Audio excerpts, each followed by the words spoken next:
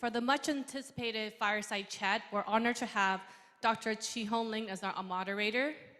Dr. Lin currently serves as the president of National Yangming Chiaodong University. He has a PhD in cell biology from Yale University, and his research interests focus on cancer biology and is an expert on cell tissue microscopy. In 2010, he was appointed the Health Commissioner of Taipei City Government and subsequently also new Taipei City Government, earning him 8 years of experience in public health policies and their implementations. Please put your hands together and welcome Dr. Chi-Hong Lin to the stage.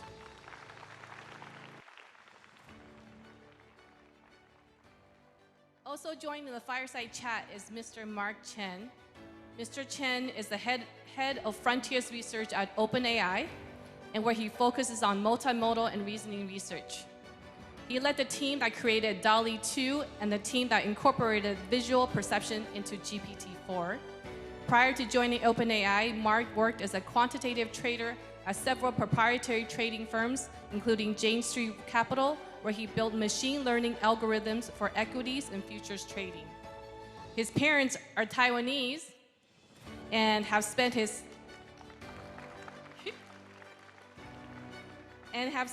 high school years in Taiwan, actually, and later graduated from MIT with a bachelor's degree in mathematics and computer science. So give a round of applause to one of our very own favorite son of Taiwan, Mr. Mark Chen.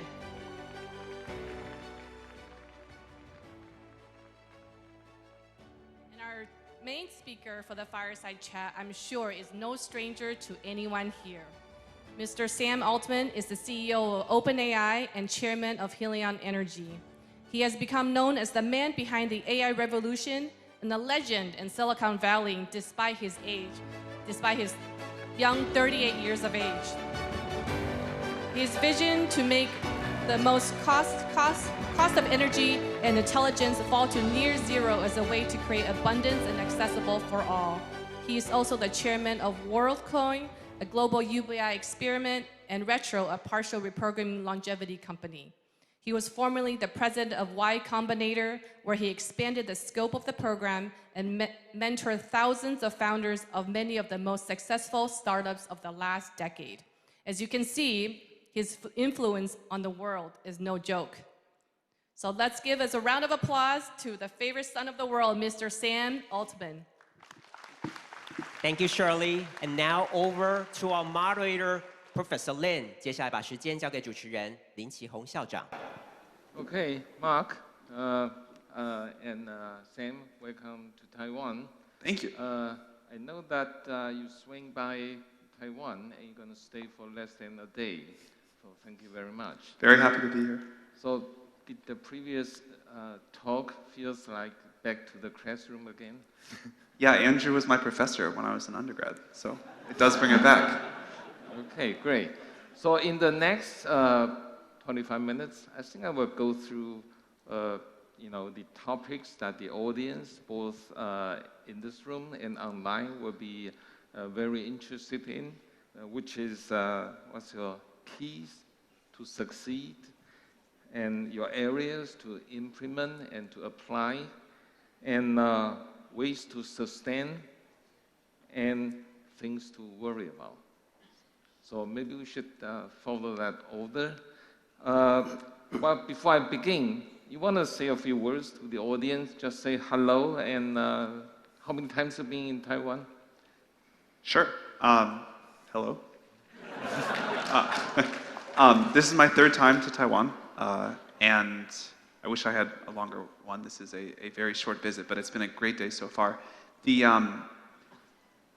I think the AI revolution is going to be a massively transformative and positively transformative thing. Humans, through every technological revolution, have always worried about what the jobs are going to be like and what we're all going to have to do. And it turns out that human desire for new things and creativity is pretty limitless. And so we're going to find wonderful things to do. And what we're seeing with ChatGPT is people just use these AI tools to do more and do better, and they can take their ideas and bring them to life even faster. And it very much is an amplifier of human ingenuity and will. And I think it's, although always a little scary when the ground shakes, where we're headed is just probably much better than any of us can imagine. We will all have tons to do, and we'll look back at this time as a sort of very barbaric age, and we won't believe how much better it's gotten. I think the rate of change will be fast. I don't think AGI is decades away, although it mostly depends on how fast Mark's team makes progress. But I think it'll be pretty quick. And each year, more amazing things will be possible that weren't possible the year before. And that's also true even if we look backwards. Most of the world, I think, didn't predict ChatGPT a year or 3 years ago. And I think that will remain true. But I think we're on to something pretty deep and fundamental, and it'll be great. Yeah. Sure. Hey, everyone. I'm Mark. It's nice to be back in Taiwan. I haven't been here in 4 or 5 years, but it still feels like home. So glad to be back. Like Sam said, AI is bringing about a lot of change, but maybe one unifying characteristic of people who work at OpenAI is they're more optimistic than pessimistic about the future of AI. And while we care about safety a lot, we really think it'll bring about a better future. Okay, thank you. So first, keys to succeed, I will let you just say whatever you want to say. But I realized that you just or in the process of a world trip. So what's your main takeaway from this trip, and what you expected? Is there any critical feedback that you want to share with us? Yeah, so Mark and I traveled together earlier this year in this crazy trip around the world, which was incredibly gratifying, tiring, but really amazing to see how throughout many countries, 6 continents, many, many cities, the enthusiasm about AI, the belief that the future is going to be much better, and more than that, what people were already doing today. GPT-4 and ChatGPT as it is today, when we look back at it, we're already embarrassed by it. Everybody's going to be embarrassed. When you got that first iPhone, you thought it was really cool, but now if you look back at it, those pixels are each this big and just didn't hold up that well. But it still pointed to something amazing, and now we have these supercomputers in our pockets. Even in that iPhone 1 era that we're in now, seeing the creativity of people around the world, the enthusiasm for where it's going to go, the businesses people are building, the way they're transforming their workflows, that was all amazing. It was interesting to see how different things are in different cultures in different ways, but the enthusiasm was pretty remarkable. Yeah, not too much to add to that. It's just we went from place to place, and developers were coming to us with a wide diversity of apps, and I think they're really far ahead of the curve from what we had expected.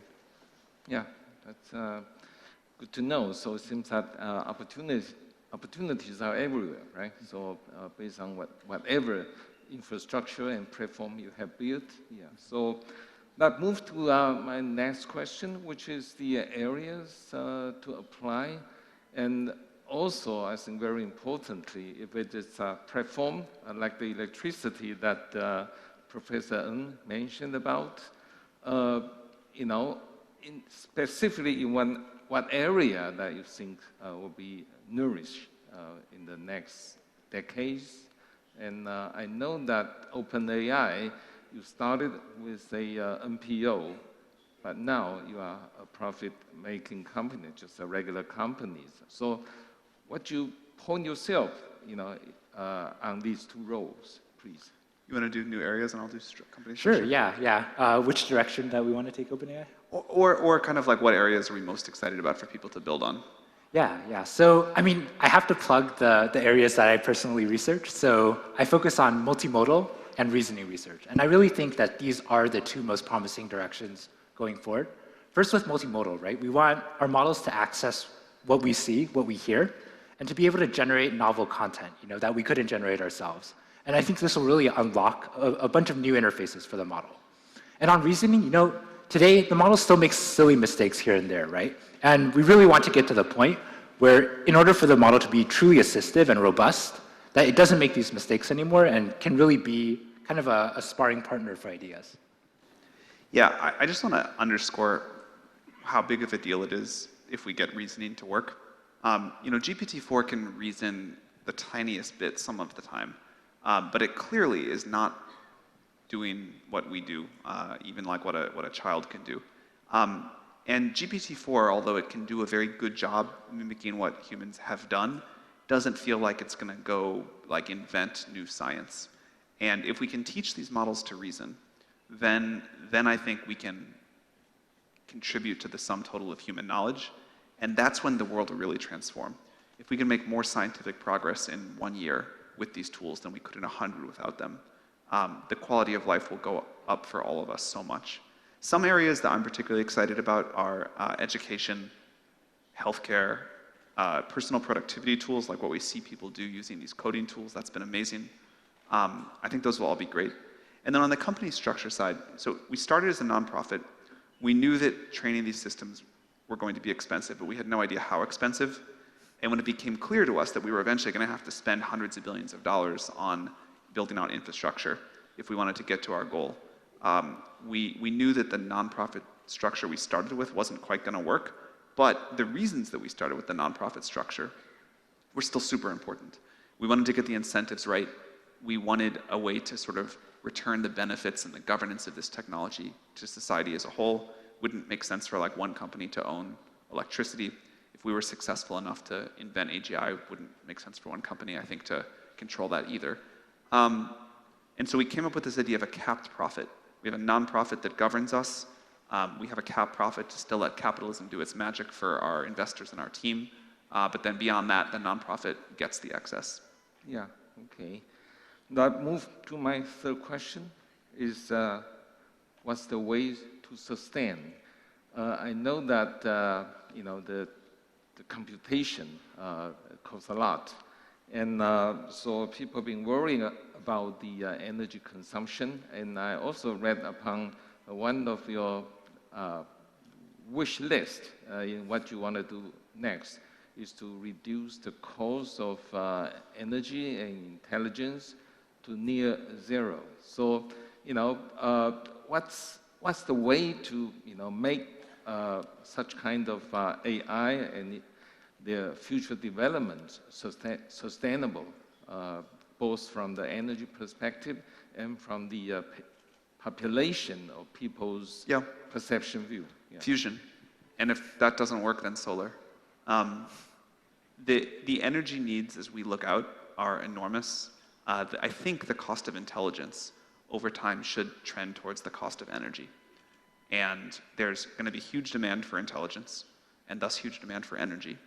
And if we can create abundant, cheap, clean, safe energy, and again, I think we're going to have this very soon with fusion at massive scale, like the scale that you need for everybody on Earth to get to enjoy the fruits of AGI. That's our plan. Okay. Mark, you want to add something? He's the energy guy. I can't add anything. All right, good. And then, of course, the risk, things to worry. Okay, so is there any real things that we should be worried about, or there's just none? All right, I'll go first. You can add. Look, things are going to go wrong. Things go wrong with every new technology. One thing that we think is important is to make our mistakes, not just OpenAI, but society's collective mistakes, while the stakes are low. So we believe in deploying the technology iteratively. We put these tools out in the world. We see how people use them and abuse them in ways we didn't think about. And every time we put out a new system, we want it to get better and better. So GPT-3 had many flaws. GPT-4 has less flaws. GPT-N will have even less.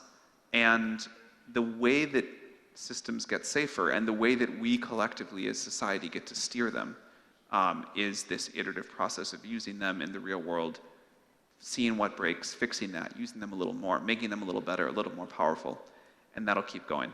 So I agree with what Andrew said.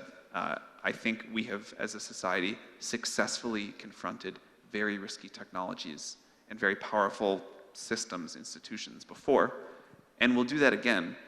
But it doesn't mean that things won't go wrong along the way. It doesn't mean there will be no disruption. Things will go wrong. There will be disruption. And that's part of why we think it's so important to give people in our institutions time to gradually adapt. And what some people in the field advocate for of basically build AGI in secret and then push the button one day, we think would be quite bad. Yeah, if like the last 5 years of safety research has taught us anything, it's that you really can't do safety research in a vacuum, right? The things that people were predicting that may be unsafe, some of those didn't turn out, right? And you really need this deployment process to have your AI be grounded in the world and then see how people use it. And I think this also underscores why international cooperation is important here. We're here because we want to understand the norms, what's safe for one geography may not be safe for another, and we think this is not just a US kind of problem to solve. Yeah, that's really important. We have come together as a globe several times before. The IAEA for atomic energy is an example that we point to. There's several others. I think this is going to require another one of those because this is a technology that does have such global impact. And figuring out how we get the collective preferences of the world and make these decisions together, that's going to be super important. Yeah.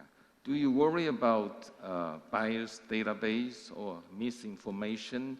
Some of them are actually, could be really contaminated on purpose. So, do you have any thought about those?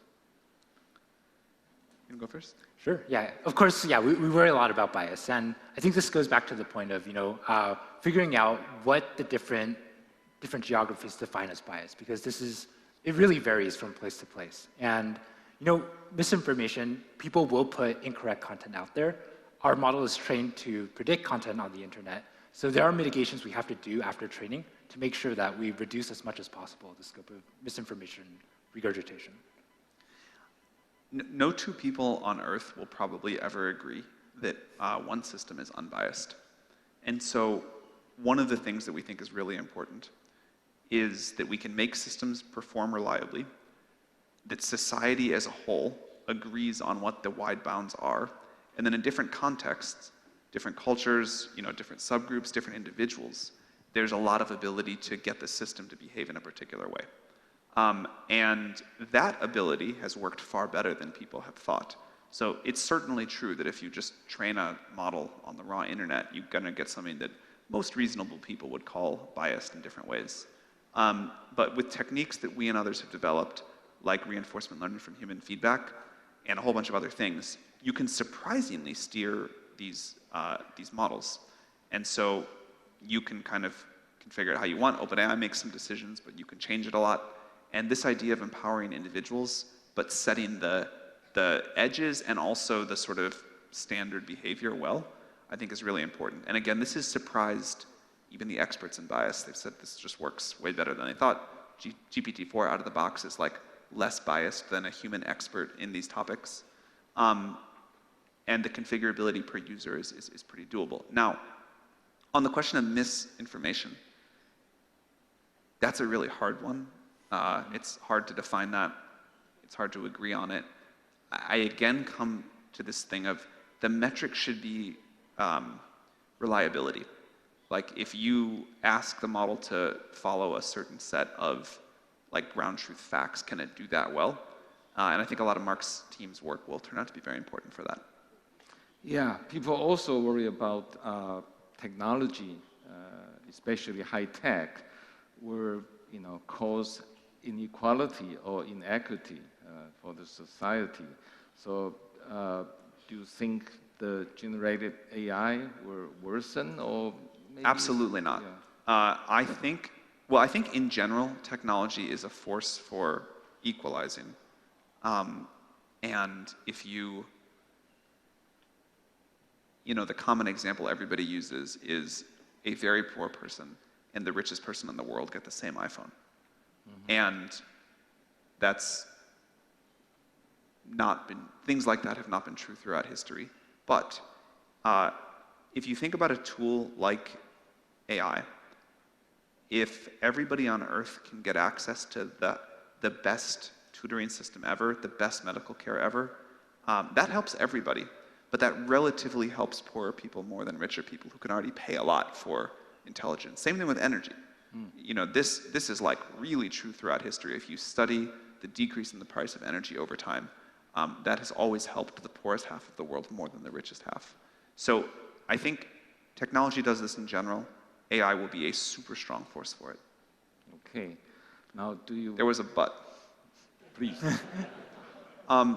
The but is that all is only true if society makes the right decisions. You could certainly imagine a world where all of the compute power in the world belongs to one company or one small set of people. And in that case, it won't be such an equalizing force. But I don't think society's going to let that happen. Okay. So do you worry about over-regulation by the authority or governments? Not that much. I mean, it certainly could happen. I also worry about under-regulation. I think this is... People in our industry bash regulation a lot. You know, it's like hard... We've been calling for sort of regulation, but only of the most powerful systems. We say, you know, let the small models go, let open source go. Models that are like 10,000 times the power of GPT-4, you know, models that are like as smart as human civilization, whatever, like those probably deserve some regulation. It seemed to me like the least controversial thing I was going to say this year, and I got completely, still am, getting bashed for it by the tech industry.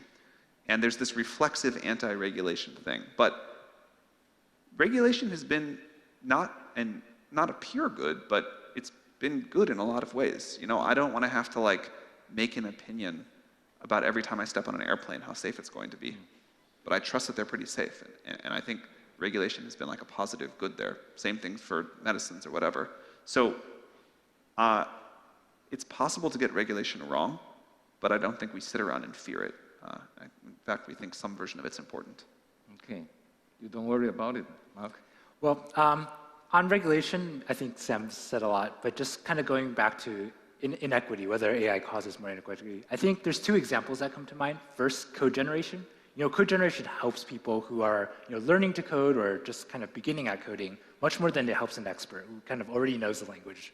And another thing, like diagnosis, right? Like, we've already seen examples of people who don't have access to medical care kind of type their symptoms into ChatGPT and sometimes come up with diagnoses that explain, you know, their symptoms. And that's not something that maybe someone with the access to the best doctors will need to worry about.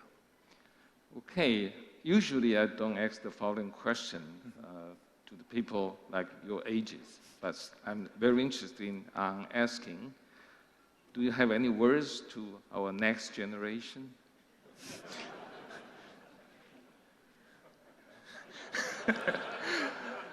Well, yeah, I think you know, it's important to work really hard and have conviction, right? I think these are two of the qualities that have really made OpenAI succeed. And conviction is really important. Like, you're not going to build AGI if you don't believe that it's possible. And I think from the very beginning, we've believed that it was possible. And I think that was one of the biggest strengths. You know, everyone else in the industry was saying, you know, hey, scaling is not the right route here. You can't do it.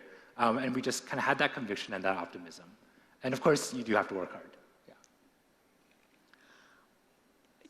I think there has not been a luckier generation than the generation coming of age right now, like probably in all of human history. The tools, the sort of like wide open field of possibilities, the chance to sort of do anything that in a way that was just not possible before. There's this fundamental new force in the world, and this is the like coming decade where the key elements the key directions will be set. And kind of along with what Mark was saying, the lesson that I wish I had learned earlier in my life, but I now deeply believe, is you can just do stuff. Like, you can just start a company trying to build AGI. A lot of people will tell you that's like a really dumb thing to do. They'll say it in even meaner ways than that, but you can still just do it. And this is like a very powerful thing to like deeply internalize. Okay, well, Mark, I think you want to elaborate a little bit more on that because you have experienced Taiwan's education system, Hsinchu Shiyan Gaozhong graduate. So, you know, think back. So, what's a comparison between the education, elementary education you have received in Taiwan versus what you have received in the States? Yeah, that's an interesting question. I guess, I mean, I feel like I also had it very lucky because, you know, the American education system, it's a little bit more relaxed, right? It gives you kind of the room to explore your interests. But I was a pretty undisciplined kid coming into Taiwan. I think Taiwan really did teach me, like, hey, you really have to focus, you have to be disciplined. So I think I really got the best of both worlds here. Yeah, you are traditionally defined 坏学生, best students, right? Oh, sorry? Kind of thing. You are one of the 坏学生, best students. Yeah, by I think by so. that regard. I have a story about Mark. Mark is one of like the most loved managers at OpenAI, which is a very rare. I mean, not all managers at OpenAI are loved. Mark also hadn't like done much research-based stuff before OpenAI, and when Mark took on managing the team, which also is probably the team of people that are the most difficult to manage in all of OpenAI, he was like, I'm gonna learn to be a manager, and just started reading books and started talking to people. And it was just like, and like threw himself into this, like, I'm gonna go learn a totally new thing and get really good at it, which almost no one does in their career beyond a certain point. Most people are just like, yeah, I'll figure it out as I go, like, it can't be that hard, whatever. But the spirit of, like the discipline to really study something hard when it's a new thing at any phase in your life, even if it's a category very different than stuff you've done before, I think pays off hugely. Okay, we've got about 90 seconds left. Any words you want to share with the audience? On any topic? Any topic. Does someone want to yell one out and we'll respond? That's not going to work. Okay. Yes.